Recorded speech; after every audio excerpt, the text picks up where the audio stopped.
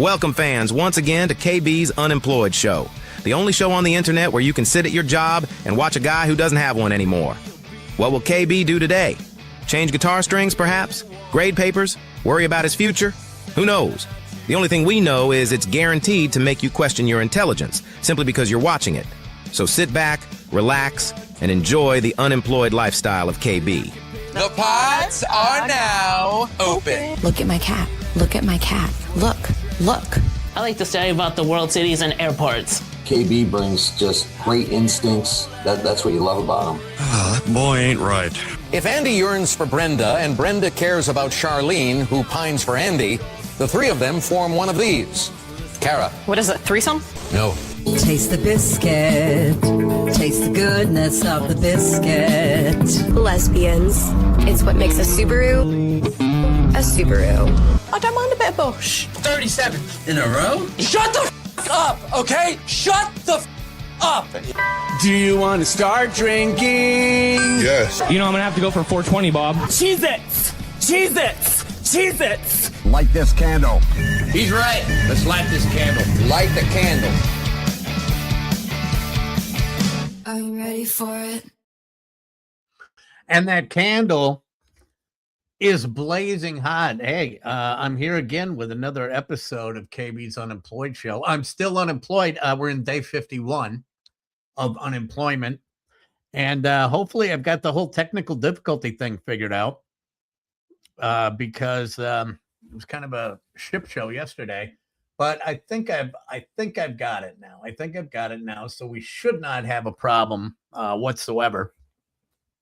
But I was expecting to have a real big show today with Mags and Katie, my former students from Marquette, but I got stood up.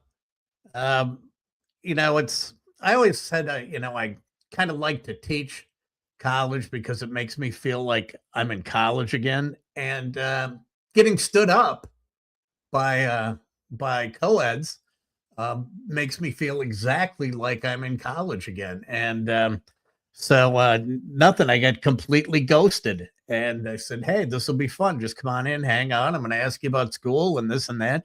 And it's like, I'm not a creeper at all. I'm just looking for something that is going to be a little bit different that I can share with the audience. I guess you could say part of what my day is like when I go into classrooms and the kids that I meet and the kids that I like and the kids that are a lot of fun.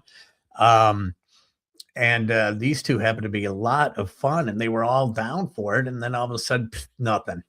So, and then they said they're real busy. Here's the thing about college kids. The one thing that I don't buy at all from them is that, oh, we're so busy. And you're really not all that busy. You're going to get a lot busier when you get out of school and be working 40, 50 hours a week, if not more. So going to 4 classes and getting some studying and not really all that busy, but nonetheless, hopefully we can get them to come back another time. It would have been a lot of fun. But I do have a couple of my UWM students who are definitely going to come on and visit with us at some point in the future. So today I'm going to change things up a little bit because I have to. And I was working with, I'm going to get to that right after I give you some news headlines. But I was working in, doing a lot of stuff with AI and something kind of popped up in AI and I found it to be pretty funny. And I'm going to share a lot of my AI journeys with you because it's kind of a scary thing that we're getting to right now with artificial intelligence and what it can do. And it's not always the best for our society, but sometimes personally, it's pretty good. And I'll tell you exactly what that is all about in a little bit. But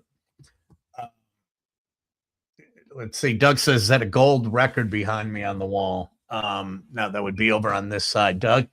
No, that is not a gold record. That was a gift from a friend of mine. And it is a platinum record. And it is a platinum record of Springsteen's Born in the USA.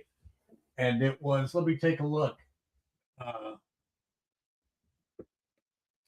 It was given to a woman by the name of Patricia Cromie. So I have no idea who that is. She probably worked at Columbia Records or had something to do with the recording of the album or the sales of the album. They give a lot of those out to people when an album goes platinum. And then people get them and they go, what the hell am I doing with this? And then they sell them, and then someone buys it at an auction, and then it was gifted to me. So it's a pretty cool, it is a pretty cool keepsake, if you ask me. But anywho, let's get right to it, and let's get to today's headlines.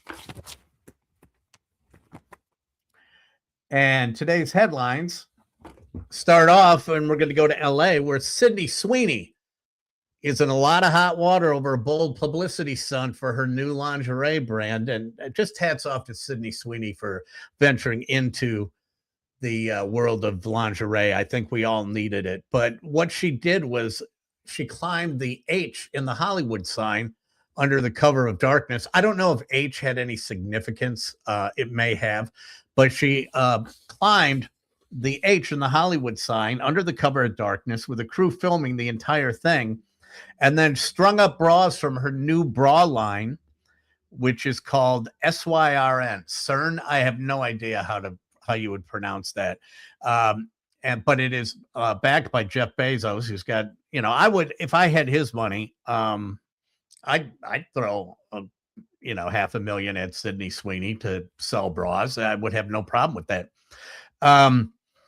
But most of the items were removed. There's still a few hanging up there. The Hollywood Chamber of Commerce, that controls the rights to the sign, says the stunt was unauthorized.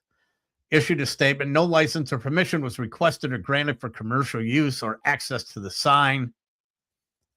They had a filming permit from LA, but that didn't cover touching or climbing the landmark. Whatever. Potential charges like trespassing and vandalism are being discussed.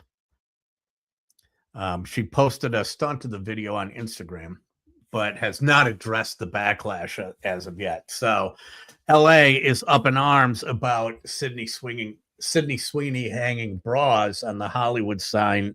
No word yet on whether or not they've rebuilt any of the Pacific Palisades or Malibu. People are getting out of control with this whole ICE immigration thing. And it's starting to get scary. I don't know how people ever turned this way. But people are completely unhinged. As I've said on more than one occasion, and I'm going to dive into this a little bit more. But as I've said on more than one occasion, we have to get used to just going, that guy's an asshole, and then forgetting about it. Right? I don't know why everyone has to jump on everybody's, bandwagon, and why it has to be so, attack. And but this is absolutely idiotic. There is a Virginia nurse anesthetist. Now, that's what my son does for a living.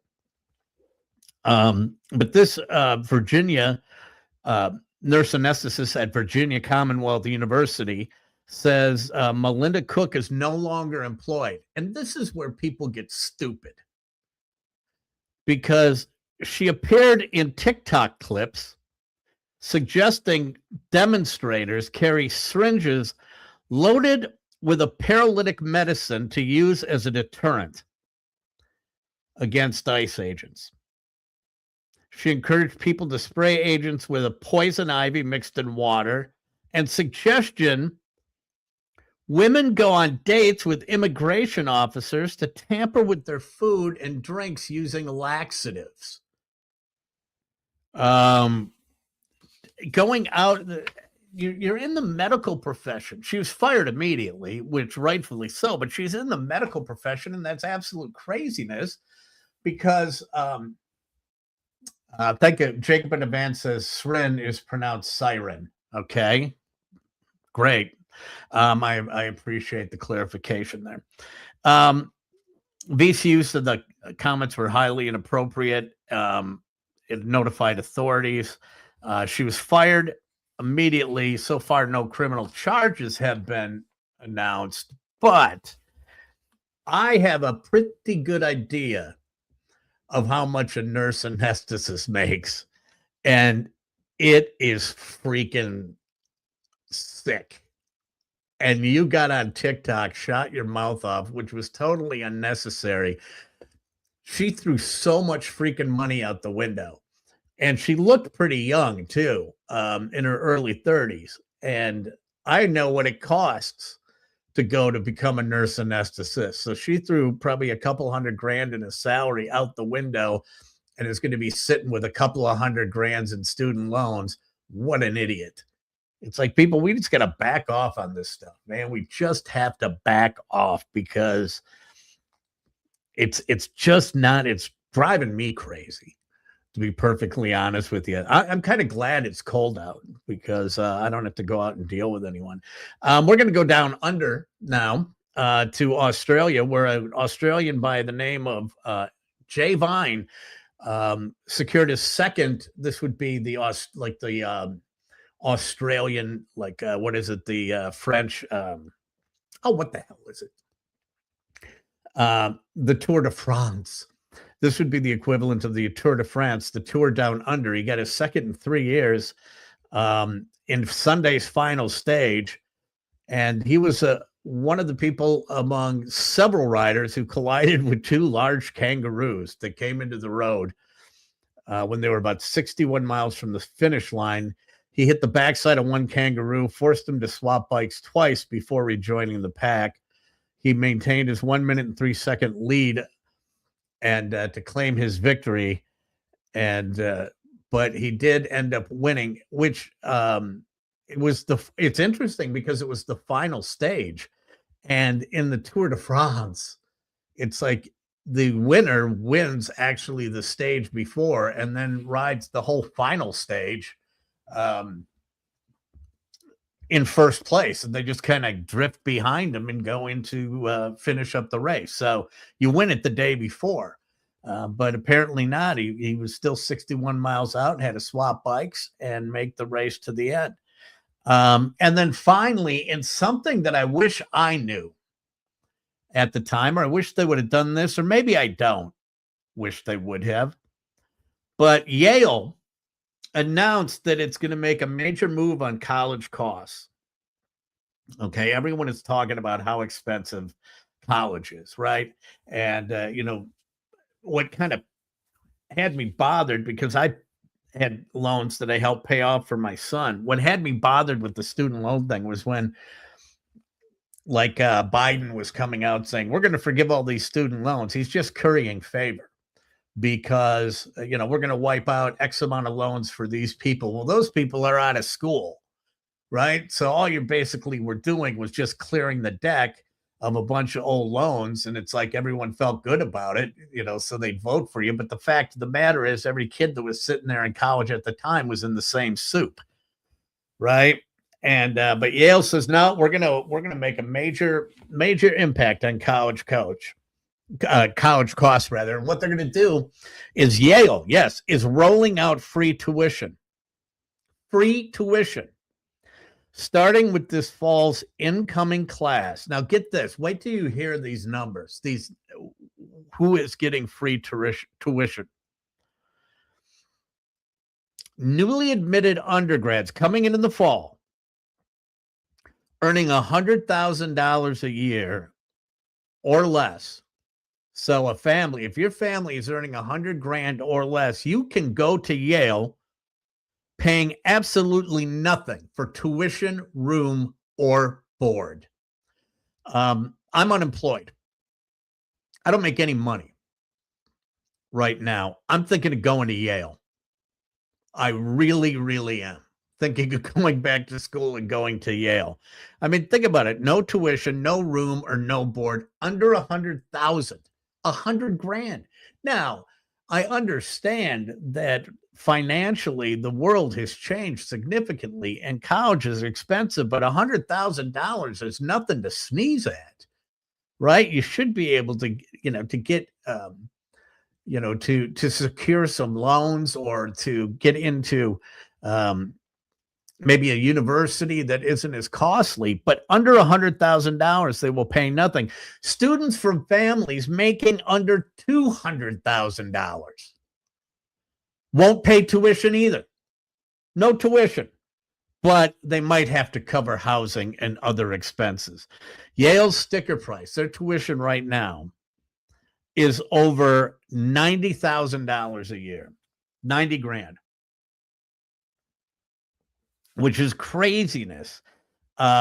So by doing this, about 80% of U.S. households will qualify for free tuition. And they said it's designed to boost affordability at a time when waning public trust in higher education is at its highest. So under 200,000 for free. I will tell you this much. It's a bad idea, and not financially. I mean, because you look at those Ivy League schools and they've got endowments of billions. It's not going to cost them anything to bring people in. They can cover the operating expenses of the university. So that's not that big of a deal. But here's the problem with that. If you're going to end up with a train wreck of a student body, because if you have a lot of kids who are in there who are not Ivy League qualified, and maybe they will still have admissions qualifications, so they're bringing the proper type of student in. But if you have no tuition, it is going to end up being a train wreck, because these guys aren't going to have any skin in the game. And if they don't have any skin in the game, then they can just go absolutely psycho, right? I would probably, let's say I did go back, it would be, I'd graduate with a 2-point. I would do the absolute least I had to do to get by.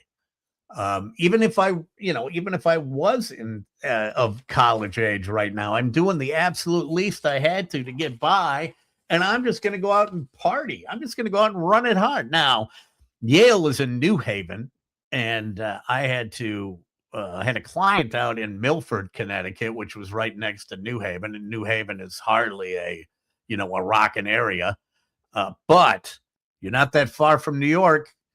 And there is a safe bet that I would be running it hard if I'm getting free tuition at Yale. The big old sweatshirt with a Y on the front and that megaphone that says Yale. Now, the other thing that is good is that if you get a lot of these people in there, it's not like they're going to football. It's not like they have football Saturdays or, basketball Saturdays or anything like that. I mean, lacrosse games are probably big, lacrosse and soccer, but it's not. Football certainly isn't. I went to a Yale Penn game one time, and a bunch of us used to go to these, go down to Notre Dame football games, which is pretty, it's a pretty big event. And then we ended up going out to Yale. Well, I was out to Penn because one of the guys, his sons, was going to school at Penn, and Penn played Yale. And we went from like the year before where there's 90,000 people milling around the campus to walking around Penn where everybody was studying and there might have been 600 people in the stands. So if they go to Yale, people get into Yale for free.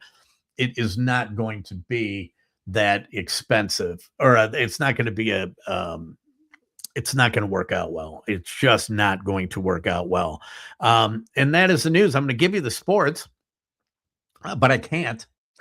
So I was going to give you the weather, but the weather still sucks. What am I going to say? And I can't remember, and I don't know if anyone out there can, but I cannot remember a cold snap that went this long, because we're probably looking at 8 or 9 days of a cold snap, and I can't remember seeing anything that went this far at all. And it's not going to get better to the weekend. Kenneth is going crazy because I haven't gotten him out for a walk. Now, I see other people walking their dog, which is perfectly fine. And he's got a big, coat that he can wear, can zip him into where he could stay warm. But the fact of the matter is, I don't want to do it. I'm not going to lie. I do not want to go out there in the cold and walk. So you're going to suffer, kid. That's all I'm going to say. Maybe we'll get him out on probably Friday. It looks like the weather might break a little bit. Hello, Gold Red Sun. How are you doing? It's a crazy world. It is a crazy world. And let me talk. Okay. As you know, I'm gonna talk about what a crazy world it is right now. I don't like to get political, but I don't see this as being political. But I'm going to, fill you in on a bit of a story here that happened. And we've gotten to the point where if I'm not with you, I'm the enemy. It's not enough. A friend of mine predicted this a while ago. He said, we're getting to the point where it's not enough that you understand and condones understand someone's point of view. If you don't condone it, you're evil. And this was probably 20 years ago that he said this easily. And, sure enough, that's the point that we're at. It's like, okay, you can have your opinion, but if I'm not on your side, look out, you're going to get absolutely ripped to shreds and you're an evil person and everything. I tend not to get political. I come from the school of you don't talk about religion or politics, right? It's nobody's business. You can kind of figure out which way people lean. But if you like somebody, if you have a friend and they don't happen to see eye to eye with you politically, probably doesn't change the way you feel about them as a friend. So why are you letting it? Right? I have friends that are opposite of me and we get along just fine. We just, it's an unwritten rule that we don't talk about it. But last night I got dragged into this and I did not want to. I got kind of dragged into this conversation, kicking and screaming about immigration. And I couldn't escape it. Now, my point of view on things is not either side of the aisle. I can't stand double standards, hypocrisy, and a lack of common sense. And I did not want to get dragged into this conversation, but I'm glad that I did. And the reason is that during the course of the conversation, I came up with the absolute perfect analogy to break it down to its absolute simplest form to explain why I'll tell you right now, I don't agree with illegal immigration. I don't necessarily agree with the ways we're going about trying to rectify it. But hey, if you sneak across the border, you broke a law, you're illegal. I mean, that's kind of black and white, right? If you steal something from a grocery store, you stole something. You're a thief. You broke a law. Pretty straightforward, right? So anyway, I've traveled internationally. I've gone to a lot of different countries, and it's stressful. Other countries aren't letting you just skate in and walk across the border or saying you can vote. Try and go to France and vote. Good luck. But I've traveled to several different countries and I've gone through customs every time. And I'm not going to lie, man, it gets stressful going through customs. You'll sit there and the guy will look at your passport, look at you back and forth about 6 or 7 times. And then all of a sudden you're starting to think, well, maybe I am a drug mule. Maybe I don't think I am. I don't have anything, but maybe I am. I remember one time going through an airport and they wiped my bag down. And I was just kind of curious. I'm like, doop, doop, doop, doop. What are you guys doing? What are you looking for? Explosives. Ooh. And then all of a sudden, for one fleeting moment, it's like, did I pack any explosives in there? It's like, no, of course I didn't. But the way they look back and forth at you, it just, if you have any shred of a conscience, it freaks you out, right? So anyway, I'm getting a beat down from this person like there's no tomorrow, and I'm trying to stay out of it. And like I said, it's the double standards and the lack of common sense that I hate. So I hate both sides of the aisle when they're idiots, right? So I'm getting this beat down, and then I get the whole America's a country of immigrants, blah blah blah blah blah, and now I'm just like, just shut up, because all you're doing is you're taking talking points off of something that you saw in the news, you're throwing it into regular conversation as if it was your own, and now you're starting to look like a real horse's ass to me. And then I'm sitting there, and as it's going on, I thought of this analogy, and I want you guys to tell me if you think I'm on the right track, because I think I am, right? And so I said, here's the way that I look at it.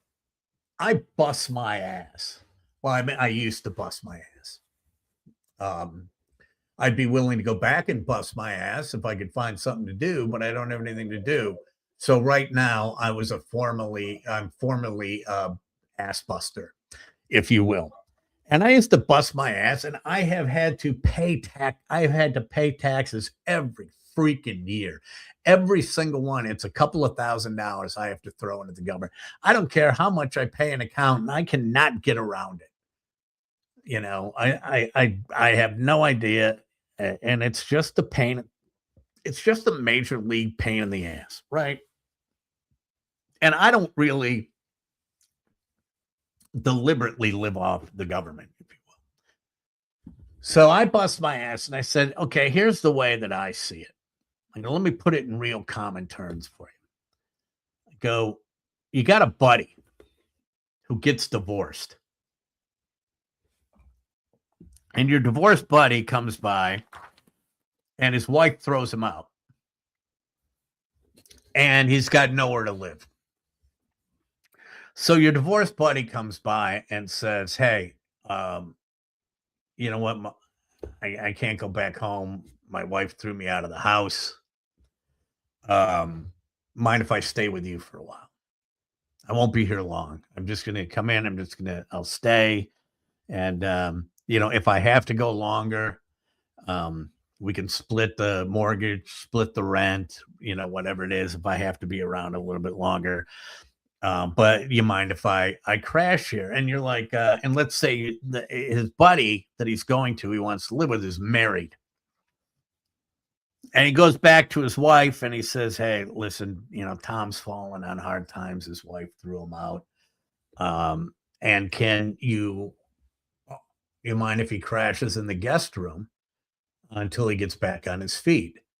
And he's like, don't worry, he'll chip in for everything. It's not going to be that big of a deal. And the wife goes, yeah, that's not a bad, that's fine. I'm okay with that. So, here we go. So the guy comes in, right? And he moves in, and he's in your guest room, and you realize that your house isn't quite the same with him in it. Okay, we'll get used to it, right? And so you start noticing that he's not doing anything. And it's like, I had another guy who had a buddy move in, and, he was working all the time. He was a handyman. He was helping out around the house. He was chipping in. But I got this guy right here he's just crashing on the couch, and he's watching Court TV all day. And then the next thing you know, he's in the fridge or in your snack pantry, and you come home and you might want some pretzels, something like that. And it's like, you look in there, it's like, wow, where the hell are all those pretzels? Honey, did you eat the pretzels? No, I didn't, Tim ate them. Oh, Tim ate the pretzels. Oh, okay. Well, yeah, whatever. We'll get some more, and then those are gone. Then the next thing you know, it's like, go to take a shower and your shampoo bottle's empty. And so, now Tim is around and he's starting to use all of this stuff and he's not paying any money and he's crashing on your guest room. Well, sooner or later, your wife is going to get really freaking pissed and say, get him out of here. And at which point you go, hey, he's having a hard time. No, I'm not going to do that. And you don't want to throw him out. Don't worry, I'll talk to him. And then you talk to him and he's like, yeah, I'll start doing something. And sure enough, a month later, he has done nothing. And your wife says, if you don't throw him out, I'm going to. And the husband's like, no, well, come on, he's this and that. And then finally, one day, Tim goes out for a walk and he comes home and the guy's wife is throwing all the clothes on the front porch and locked the door and he's got nowhere to go. And then furthermore, she gets mad at him, at her husband, and throws him out of the house. So now you got two guys out of the house. But that's the way that I see this whole thing, is that it's like, I got no problem if you want to crash on my couch, just do your part, right? But if you're just going to come in and crash on my couch and eat all my stuff and use all my shampoo, borrow my car or whatever, we're gonna run into a problem and someone's gonna get pissed and it's not gonna end well. And that's what's kind of happening, right? People are getting pissed and it's not gonna end well, and you end up in these knockdown, drag them out fights. Now, like I said, I don't like the way that I'm so annoyed with everything about the way that everything is being handled, because the media are the true scumbags in all of this, because they've obviously got an agenda on how to spin things, and you only get part of the story, and it drives me abso-freaking-lutely crazy. But as Ben says, leaders making decisions that define plain common sense and complaints without offering solutions. That's the worst that I have. I cannot stand the non-offering of a solution. And especially when the one that drives me nuts is when there's a shooting. And it might be a mass shooting, it doesn't have to be. It's a high-profile shooting. And then Barrett used to do this all the time, and Chevy Johnson is. And there's a shooting, and then they come out and they start screaming about getting rid of guns. And then when the cameras turn off, no one comes up with a law. No one comes up with a solution. It's like, oh, I thought you said we were going to do this. Where's the plan? Right? If they were working in a regular company, your boss would be going, hey, you got that gun plan yet? Oh, yeah.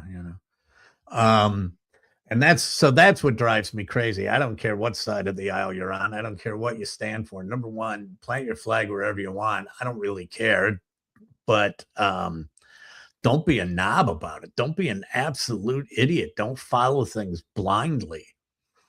And I do remember on a Bruce Springsteen live album, he made the comment, and I tend to agree, with part of it. He said, today, blind faith in your leaders will get you killed. And he's not wrong on either side. Blind faith is going to, get you killed. And that's a sad thing. Well, maybe not killed, but it's going to make your life a living hell. And it's just educate yourself, folks. That's all I'm asking. Is just educate yourself. Okay, that's really all we need.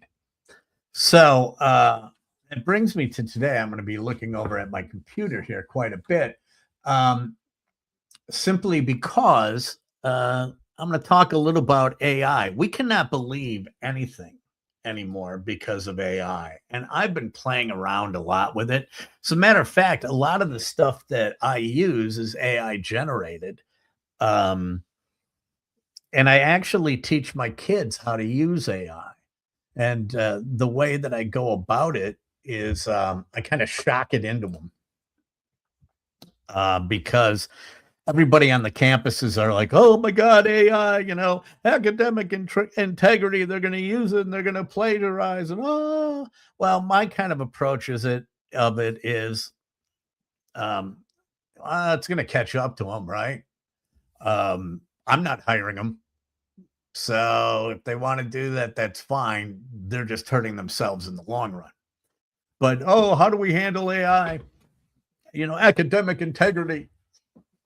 And which sometimes I think is a oxymoron.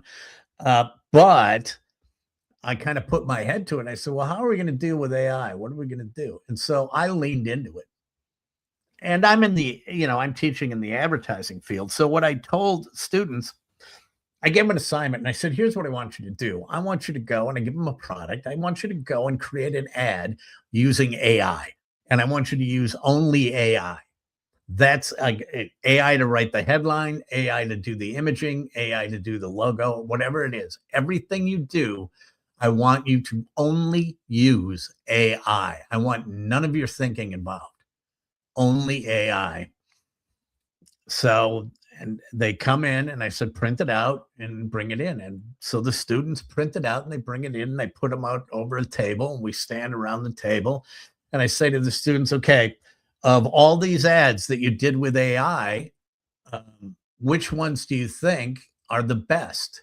Do you think you have are there good ads out here? And they're like, yeah, there's some good ads. So we go around and I say, well, what ones are the best? And we narrow it down. We get about 3 ads out. And I look at them. I go, okay, so these 3, you think these 3 ads are great ads? Yeah, those are great ads. And I said, if you were the client, you would run these ads. Yep, I would. Those are good ads. Yes, we would run those ads. And I said, okay. And I just stop and I look at them and I said, I got one question for you. Why should I hire you? Crickets. Absolute crickets. And they go, what? I go, why should I hire you? If those are good ads, I have no reason to pay you $150 an hour to write my ads. I could pay someone $36,000 a year to learn how to write prompts and spit out what I want. And that kind of shakes them shakes them a little bit and they understand what I'm getting at. So I use a lot of AI. If you go to the YouTube page, all of those thumbnails are done with AI. All the descriptions are done with AI. And I use it because it's a time saver, not because I have the ideas. It doesn't give me any ideas. I just don't know how to do things. I'm not an artist. I'm not a graphic artist. I'm not a designer. If I had to do that daily, it would take me 6 or 7 hours and it would just absolutely kill me. But if I know what I want, I can go tell it what to do and then refine it. So what I basically say is to students, I go, if you can use it as a tool and not a crutch, you can do a lot of good things. It's scary when people start talking about how it's going to think on its own. And to be perfectly honest with you, I'm getting a little bit unnerved by it because now that I've been using it over and over, and I use 3 or 4 different ones just to mix it up and get a different look at things. And I use Grok, and I use Perplexity, I use Gemini, and I also use ChatGPT. But as I start putting stuff in and it's learning from me and what I want and what I like, and the prompts that I'm using have to get shorter and shorter, and it's spitting out exactly what I want. And I'm like, okay, I don't like this, but I'm almost dead compared to other people. So I'm not going to have to deal with it that much longer. But AI is not infallible. And if you have a trained eye, and I'm sure the day will come that it's not going to be like this, but if you have a trained eye, you can notice it. And I can look at videos. I can look at right now TV commercials. I can look at stuff that's in movies, and I can go AI, AI, AI. One of the tips is look at the mouth. The mouth and the eyes. then you're going to figure it out that it's AI. And I don't know if any of you have seen that commercial with the fat kid that talks about, don't tell me I'm not healthy, blah, blah, blah, blah, blah, blah, blah.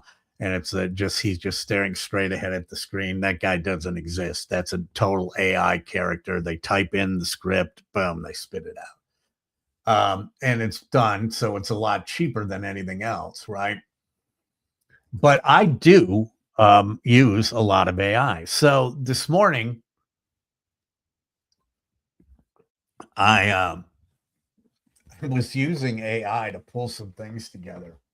And I think this is absolutely, to me, this is absolutely hysterical. Because I wanted to do a thumbnail.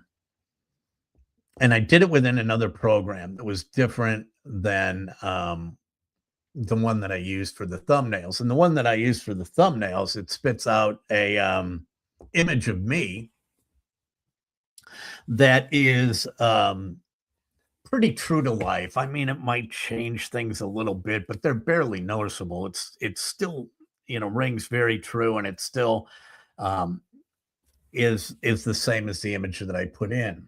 But I went to another image to get some thumbnails. And I put the same picture that I put in for everything else. And these are the things that came out. And I just had to laugh. I'm like, damn, I wish I could look this good. It gave me 4 options. And I was putting it in when I was talking about, I put up a short about how Southwest is, totally effing up their whole airline. And I said, give me a thumbnail for this. And they came back and my picture went in, mind you. Here's the first image that came back. There I am. Yeah, that's supposed to be me. It kind of took, I can kind of see some of the features that are me, but definitely none of it is me.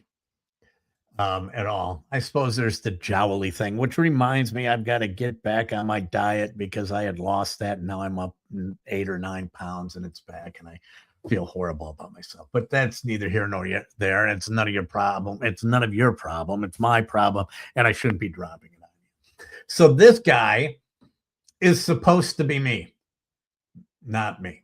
So I look at choice number 2. Boom. Nothing like me.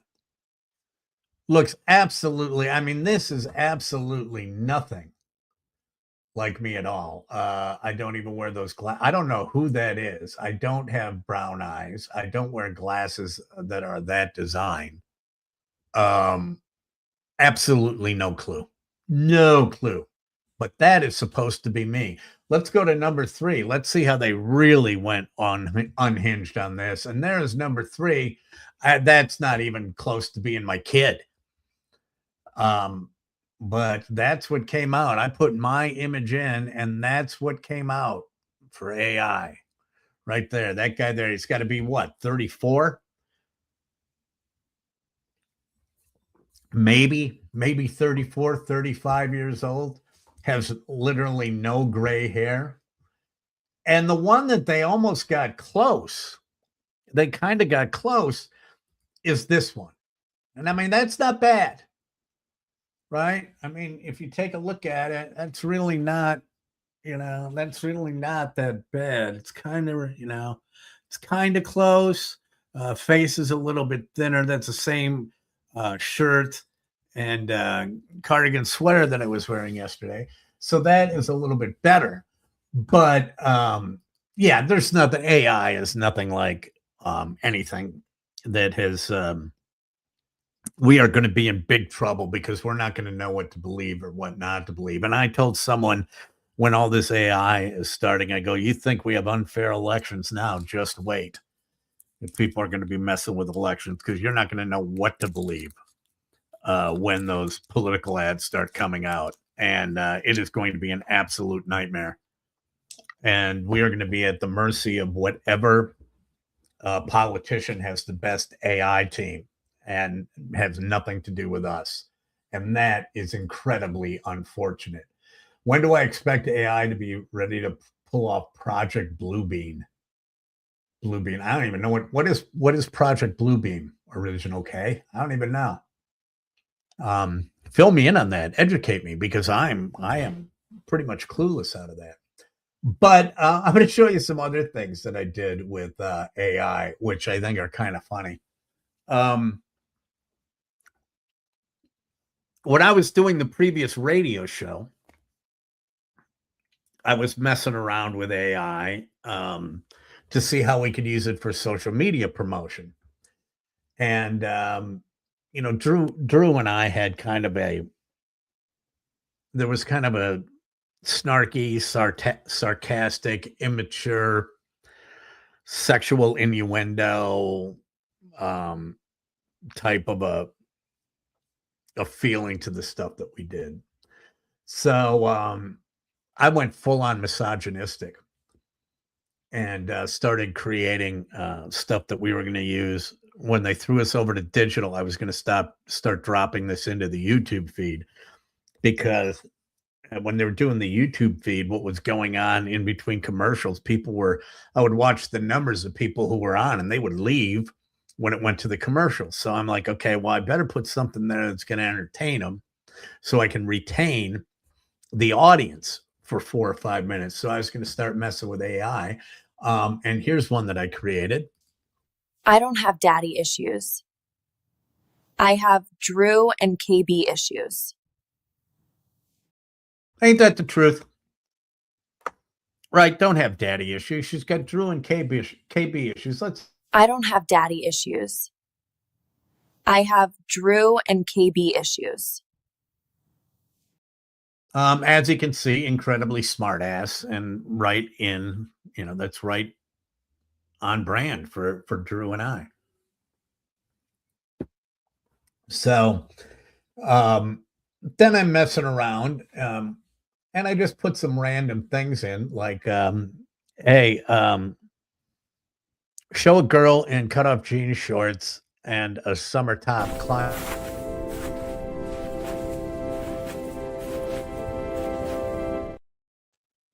There you have it. I mean, and that is, just watch this over and over.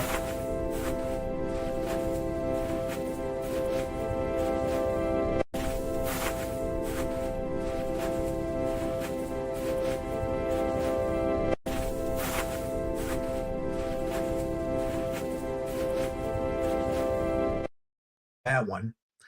And then I said, what would it be like if a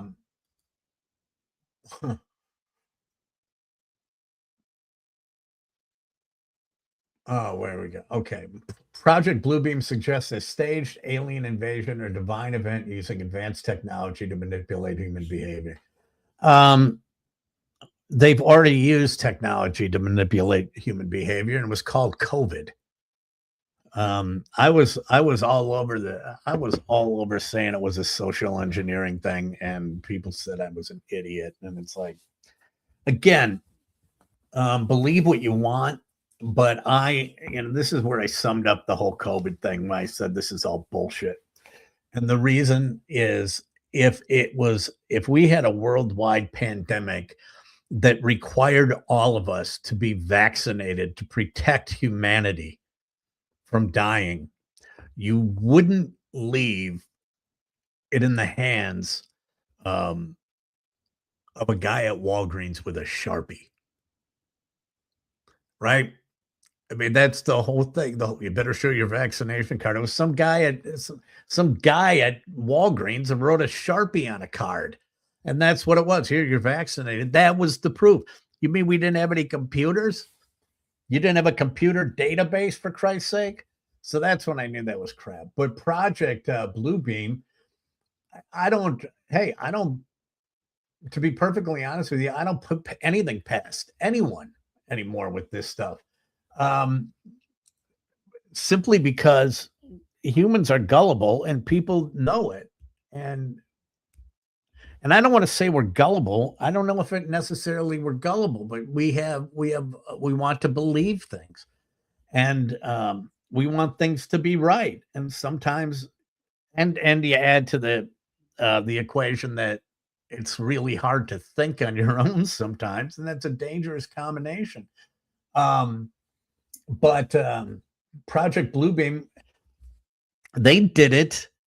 They did it without AI. Orson Welles did it with War of the Worlds, right? Had everybody freaking out. So imagine if you think it's real. And people are, what do you think of aliens? You think it's real? I don't know if aliens are real or not, but the way I look at it, my approach to it is they probably are, because if you take a look to your left and take a look to your right and the people that are around you, and you go, this is it. This is the smartest in the galaxy. There is no one out there that's better than we are. Oh, come on. Give me a break. It's pretty arrogant to think that we are the highest form of intelligence in a galaxy. Of course we're not, but I don't have time to worry about it, But anyway, so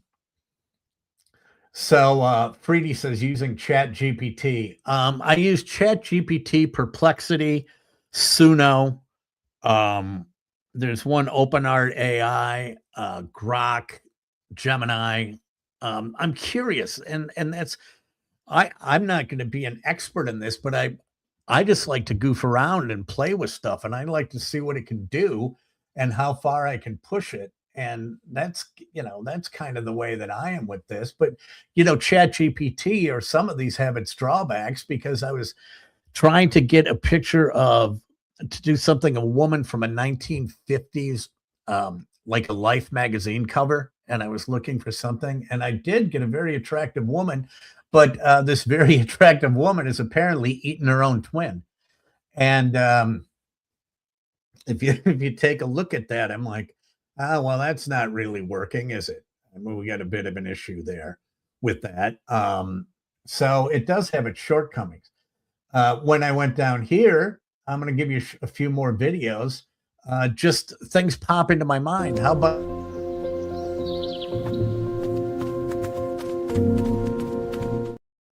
I mean, she's running on roller skates. That's hardly roller skating. When I was messing around with doing my Christmas greeting, and then when I had to do KB's Unemployed show, I went back and said, okay, well, I got to do a Christmas greeting. And so what did I do? I went to AI. From all of us at KB's Unemployed show, we wish you a very Merry Christmas. But you can see what happens with AI in the mouth, and that's how you can tell. From all of us at KBTV, we wish you a very Merry Christmas. Yeah, that's what I was going to call it. I was going to call it KBTV. I didn't know what to call it, but I was messing around. So AI is going to be a pretty scary thing. I don't know what we're going to do with it. I'm going to continue to play with it because it's kind of fun. I don't care what you say. People say they have to disclose if it's AI generated. People are not going to disclose if it's AI generated. I guarantee, there's too much money behind stuff. They'll take the slap on the wrist and the fine before they'll run the risk of not being believed. That's because people are scummy that way. And so then a couple more that I looked at, I had a thing with redheads. I don't know why, but this one was a little bit too red, but I was going to put this, use this one. I had to take a day off. KB's Unemployed show returns Monday at 3 p.m. See you then. That one is pretty damn good. KB's Unemployed show returns Monday at 3 p.m. See you then. If it's fleeting and it comes and goes rather quickly, you can fake people out on that stuff. You can fake them out quite easily, and it's not a real good thing. So what I am going to start using it for at the end of the show, I'll just have a little bit of a teaser for what's coming up tomorrow. This one will be running at the end of the show. This one will. I looked at these. Tomorrow, KB welcomes comedian Jimmy Dore and more college stories. It all starts at 3 p.m. Going to take a look at her again. I'll keep looping it. Wait. No, I'm not going to. Oh, I forgot about these. These are great. Dumb bartenders. So I just saw that. I thought that was a different one. what I wanted to do is I wanted to get a video of a bartender making a mumbler.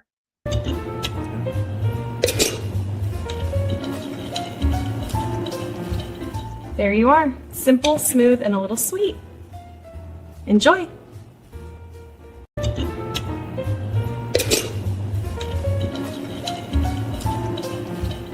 There you are. Simple, smooth, and a little sweet. Enjoy.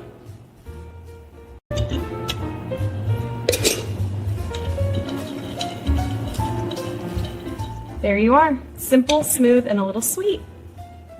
Enjoy.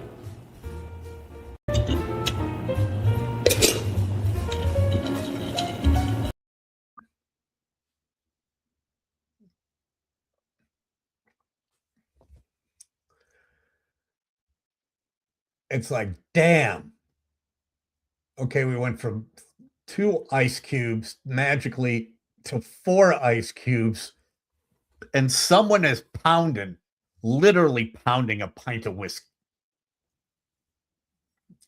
That is absolutely brutal.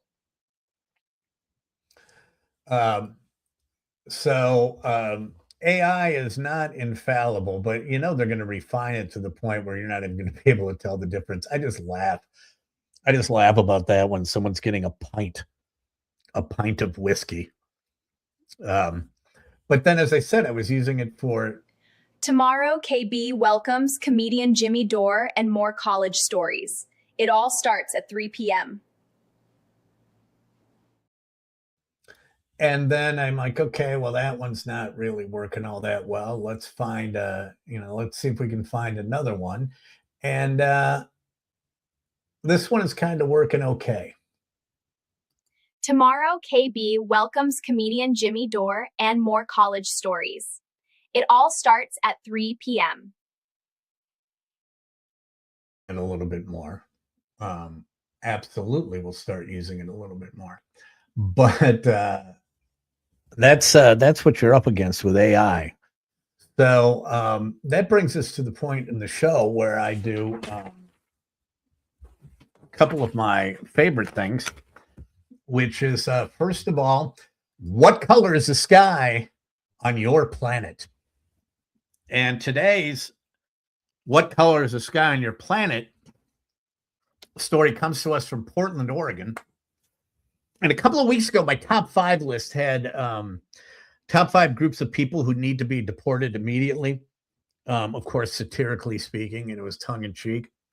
And yesterday, if you watched the show, it was another 5 groups of people that need to be deported immediately. But up at the top of the list the first time was craft beer snobs. And this story proves it.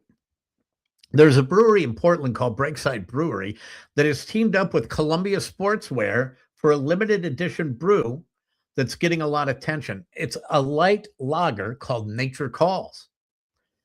And what it is a lager where they've added a little bit of honey and huckleberry for flavor. And then it has black bear droppings from Montana, infused into pure Bull Run river water and carefully processed to ensure it's 100% safe to drink. It is black bear droppings from Montana and Bull River water with huckleberry for flavor. And it's coming out just in time for the Super Bowl. Fans will be able to get it at the Columbia Sportswear tent next to Levi's Stadium during the Super Bowl before the big game, or for a short time afterwards at that brewery in Portland. But it is black bear droppings. It is made from black bear shit. That's what it is. The brewery said it's all in good fun. In this crowded craft beer market, you have to find a way to stay apart from everybody else. And breweries have used things like bull testicles and goat brains. No, that's a hard pass for me. And that is the reason that I am definitely not a craft beer drinker. Okay, maybe an adorable younger man in your AI creations. You know what, Marlo? Come back tomorrow. Why don't you hit me up right here, Marlo, and reply and tell me what you want that young man to say to you, and I will create that. But I understand. I understand you're saying, oh, you're only doing redheaded women. And it's like, yeah, well, it's not necessarily, it's just more fun than seeing hunky guys. But I'll do for you, Marlo, I will definitely do a hunky guy for you. I have no problem with that. I'd be more than happy to. So look for that tomorrow. Definitely, if you come back tomorrow. But I don't drink craft beer, and that is yet another reason why I am not going to drink craft beer. And I want to meet the guy when they're sitting around the conference room table, says, wait. Black bear shit. That's it. It's like, are you kidding me? You have got to be dry shaving me. Or what color is the sky on your planet? And now, finally, before I close the show, and I will be getting back and making, and then right after the show is over, I'm going to make for Marlo, Marlo guy in a Packer jersey. You got it. You know what? Maybe I'll have the football jersey ripped in half, and he can have like 6-pack abs instead of a quarter barrel, like most Packers fans. So that brings us to the final part of the show, which is one of my favorites, and it's KB's all-time top 5. And my top 5 today is something that is near and dear to my heart, and that would be salty snack treats. And that is my downfall right there. Salty snack treats are my Achilles heel. And Sue knows it. Patrick knows it. I keep telling Sue she can eat one potato chip. I don't know how she do it. Well, maybe she'll eat 5. That's it. 5 potato chips. I have 10 in a handful when I stuff my hand in the bag. She can eat only 5 and then roll it up and put it away. And I'm like, okay, you can eat chips. I can't. I mean, I smell an open bag of chips. It's like a moth to the flame, right? And that's probably why I'm the size that I am. There can be a bag of chips can sit in our pantry for weeks upon end if it's not opened.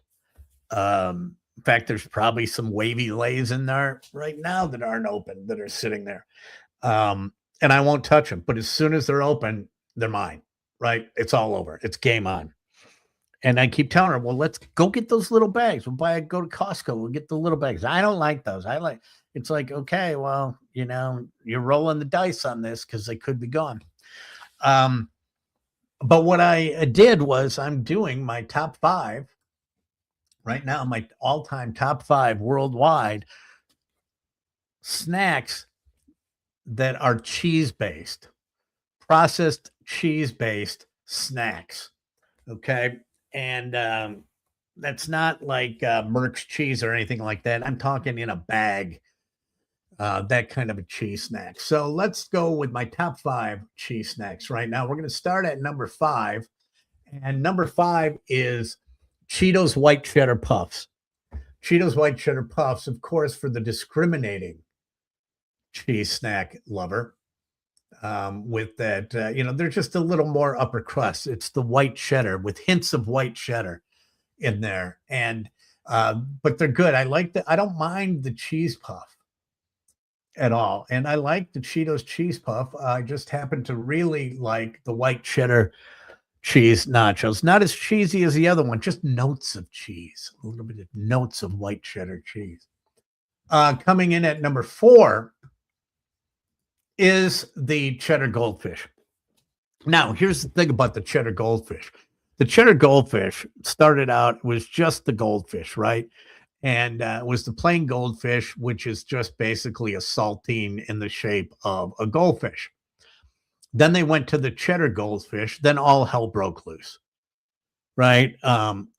My favorite is the little cheddar goldfish, the tiny ones, not the big goldfish, not cheddar jalapeno, not nacho cheese, just regular cheddar little goldfish, period. That's it. Nothing more, nothing less in the little bag or the big milk carton.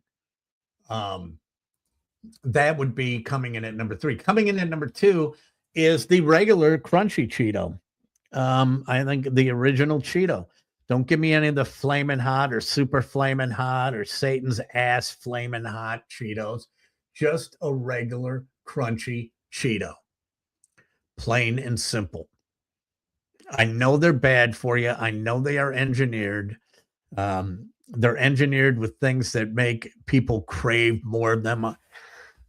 I read a story where they actually can put a chemical in there, so the taste, you can't remember the taste very long, and you crave more, which is fine with me when it comes to the Cheetos. Coming in at number 3.